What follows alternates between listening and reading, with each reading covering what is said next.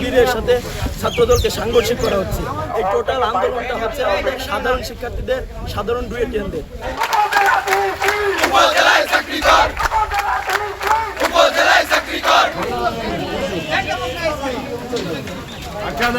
ছাত্রদলের সাথে কোনো একটা স্পেসিফিক আমি যদি সরাসরি বলি সেটা হচ্ছে শিবিরের সাথে ছাত্রদলকে সাংঘর্ষিক করা হচ্ছে।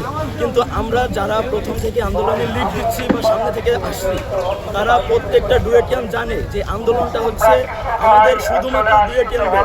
আমাদের কোনো সংগঠন স্পেসিফিকলি শিবির বা অন্য কেউ আমাদের কোনো মদত বা আমাদের সাহায্য কোনো কিছু করছে না। এই টোটাল আন্দোলনটা হচ্ছে আমাদের সাধারণ শিক্ষার্থীদের, সাধারণ ডুয়েটিয়ানদের।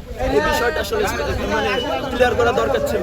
আজকেও সেই চাওয়াই আছে, আমাদের চাওয়ার কোনো পরিবর্তন হয়নি। আমাদের ক্যাম্পাস থেকে আমাদের ভিসি রাখবে, আর তারপরে হচ্ছে আমাদের যে বন্ধুদের উপর হামলা করা হয়েছে এটা আমাদেরকে বিচার লাগবে।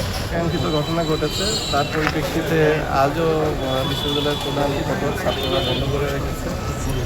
আমরা মাননীয় ভাইস চ্যান্সেলর মহোদয়ের সাথে যোগাযোগ রক্ষা করছি।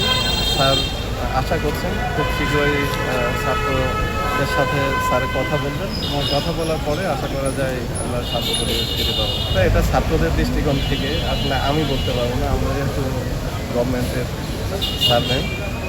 সার্ভেন্ট হিসাবে আমরা গভর্নমেন্টের যে কোনো সিদ্ধান্ত আমরা মেনে নিতে বদ্ধপরিকর।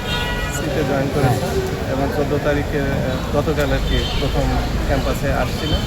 ক্যাম্পাসে প্রবেশ করতে বাধা পাওয়ায় উনি আর কি বুঝতে পারেন অফিসিয়াল সব কিছু ফর্মালিটিস কমপ্লিট হয়েছে।